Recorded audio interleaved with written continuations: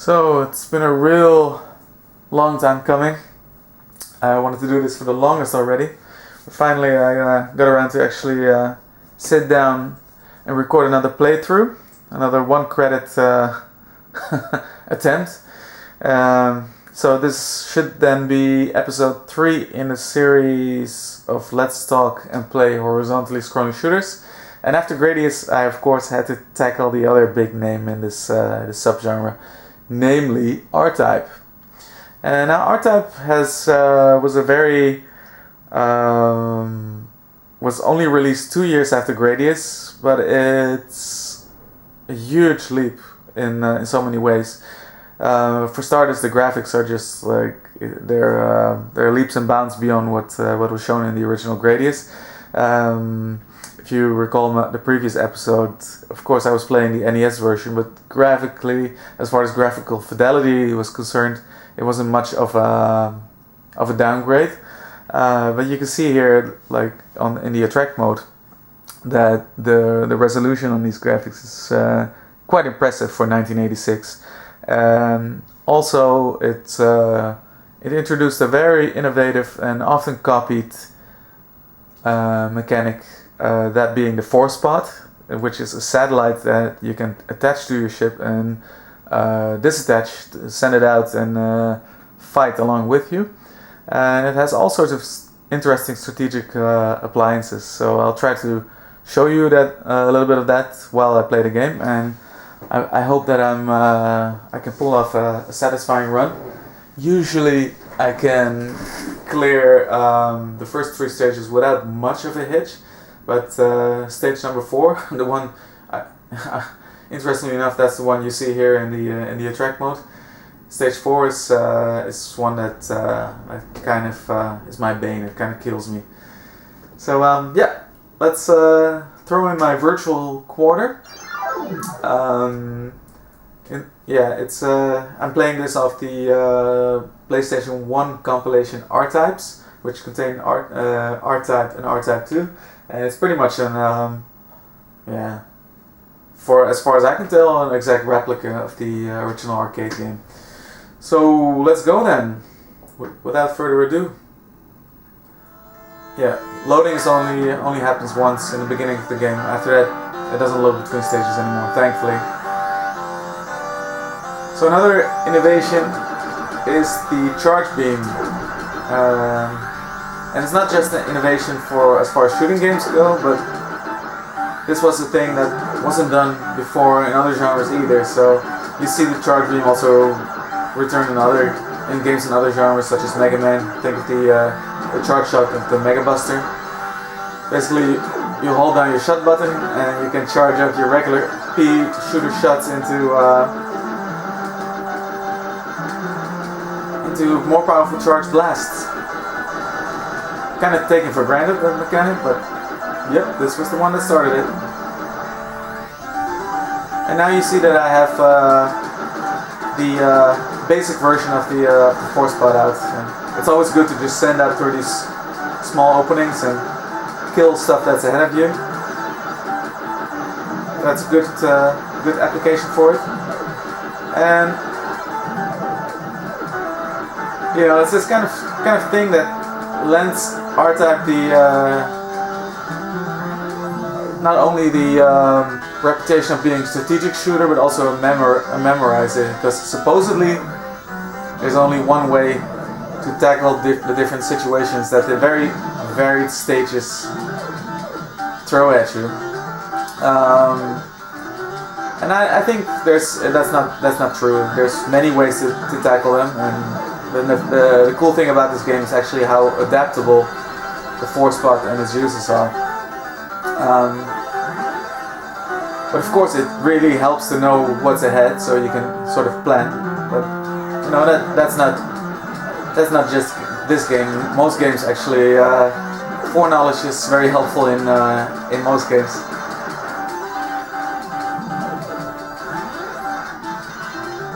Good. I'm in a good position to meet the first boss. One of first of many monstrosities that this game will throw at you. It's called, I believe, the Dub Keratops. And I can could kill this one very quickly if the tail doesn't get in my way and I manage to shoot my force spot straight into the green creature. Yeah, there you go. That's the end of it.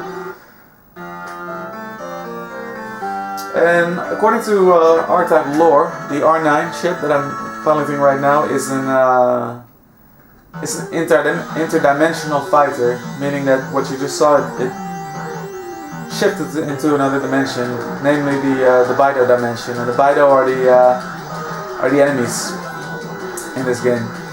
They're basically a biological weapon that was created by mankind, but was deemed too dangerous to continue, so it was shot off into a black hole and into another dimension. Unfortunately for mankind, the Bido continued to evolve and became even more dangerous in this other dimension, the Bido dimension that we're in right now, and or one of the many Bido dimensions probably. And they came back for us and started to attack our colonies and are heading straight for planet Earth. So that's what the sole experimental R9 fighter pilot is trying to prevent from the Bido to destroy humanity. And the force spot that it's is actually also based on Bido tissue, on this bacteriological life form, synthetic bacteriological life form. There's a lot of lore and a lot of backstory, especially for a shooting game. And the other games in the series, they go into it a lot deeper. So I might highlight that when I tackle future games in the series.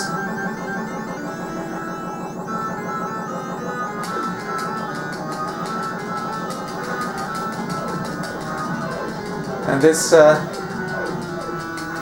abomination is called the Cyst. Looks all sorts of obscene. Also another recurring theme in R-Type, and it's the theme. Another innovation is the biological horror element, and a lot of some would say sexual imagery, creepy horror sexual imagery. There we go. Now into stage 3. This is where it gets really tricky. I can usually clear the stage, but you really have to keep your head on straight and don't get distracted and don't make silly mistakes, which is difficult when you're talking and trying to think up interesting things to say.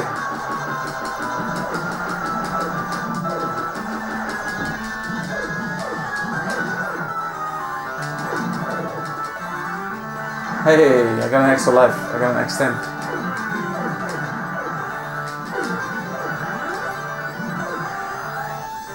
Now, here we go. Here's where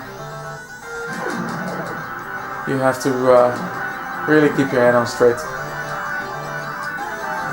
Destroy the weaponries of this huge battleship bit by bit. And stay as safe as possible, but yeah, that didn't happen. Now it's going to be more difficult because I don't have all my power-ups. Not impossible, but a lot more difficult.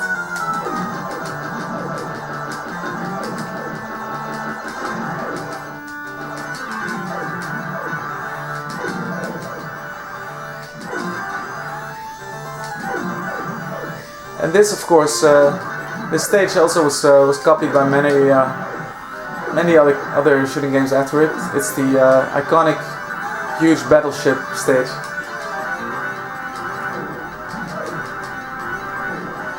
I'm trying to stay as safe as possible because all the attacks come from above, and then there's the lasers that will pass straight through my force. I really hope I can show you the ending of the stage. It's an uphill battle if you're not fully decked out with power-ups. So I'll shut up for a little while and try to focus.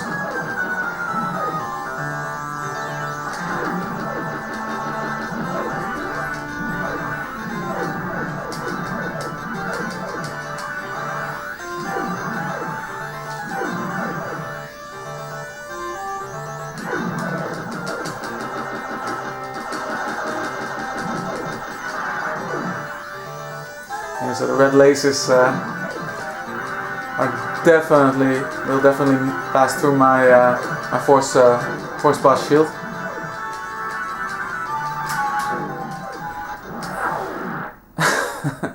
As demonstrated here.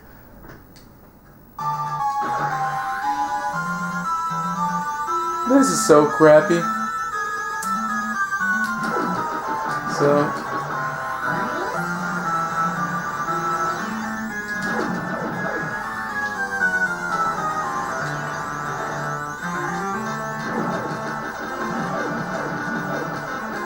and now I didn't get my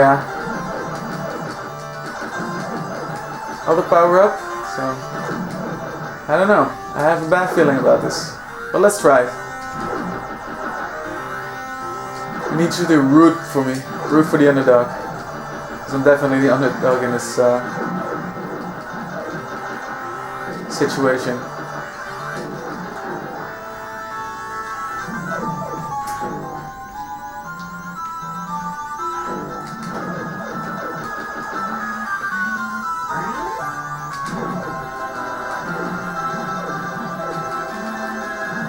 I'm in a little bit of a better spot now, so there's a chance I'm making it through. Wouldn't that be something?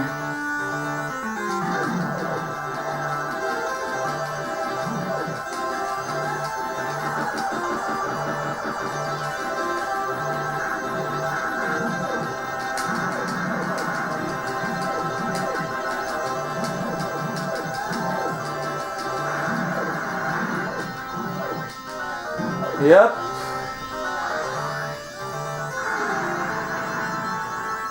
If I keep my head on straight, if I keep my cool, this could be it.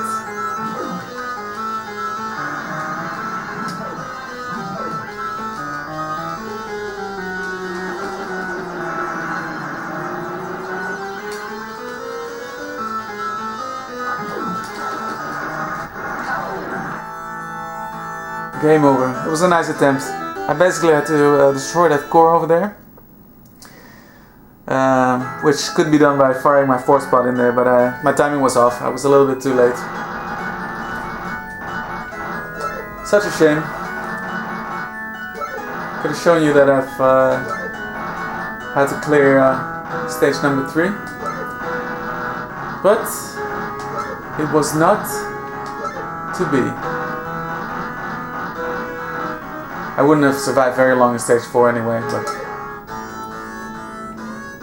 all in all, not the most atrocious run I ever had, but could have been a lot better. Anyway, I hope you enjoyed it, and I'll try and be back a little bit more soon this time with a new video.